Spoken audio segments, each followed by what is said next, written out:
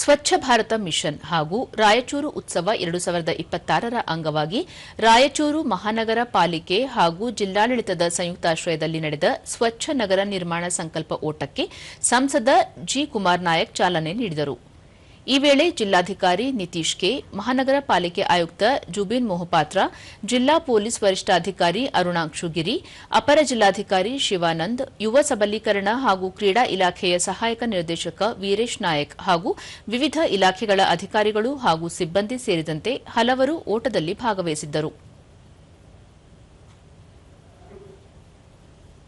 ಬಳಿಕ ಜಿ ಕುಮಾರ್ ನಾಯಕ್, ಸ್ವಾಮಿ ವಿವೇಕಾನಂದರು ಬದುಕಿದ್ದು 39 ವರ್ಷಗಳೇ ಆದರೂ 3900 ವರ್ಷಗಳಿಗೆ ಸಾಕಾಗುವಷ್ಟು ಪ್ರಭಾವ ಬೀರಿದ್ದಾರೆ. ಅವರ ಆದರ್ಶ ಮೌಲ್ಯಗಳನ್ನು ಇಂದಿನ ಯುವ ಪೀಳಿಗೆ ಮೈಗೂಡಿಸಿಕೊಳ್ಳಬೇಕು ಎಂದು ತಿಳಿಸಿದರು.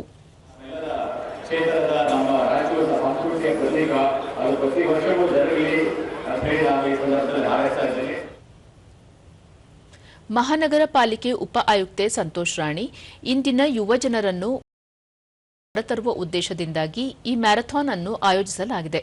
ಜೊತೆಗೆ ಸ್ವಚ್ಛ ಸಂಕೀರ್ಣದ ಅಭಿಯಾನದ ಭಾಗವಾಗಿ ಈ ಮ್ಯಾರಥಾನ್ ಮೂಲಕ ಜನರಲ್ಲಿ ಸ್ವಚ್ಛತೆಯ ಬಗ್ಗೆ ಅರಿವು ಮೂಡಿಸಲಾಗುತ್ತಿದೆ ಎಂದರು. ಪ್ರಯತ್ನ ಮಾಡ್ತಾ ಇದ್ದೇವೆ.